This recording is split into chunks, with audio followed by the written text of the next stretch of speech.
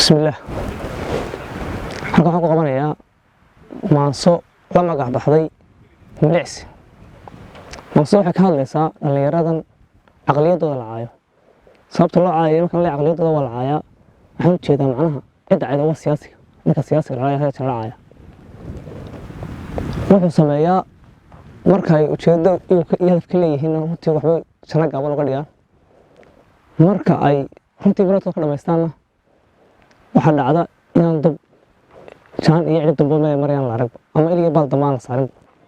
maasoo horta image noocaas ama sawir noocaas muuqaal noocaas ay ka hadlaysaa concept guud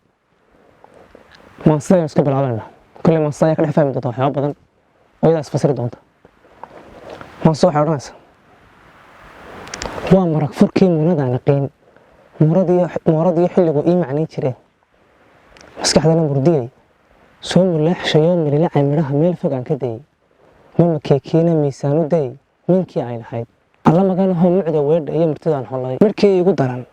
ee igu midnaa haddaan marinayaa maamuusu maqal meelna igu gun qalliyahay maskaxi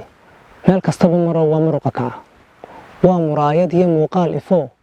marna iin ma gayo niman kugu mitay maalmihii adkaa taladaada marag marna ha uga sheekadaada miiq oo u miidh meel ay lahayd hama keekiinu ha meermeerinine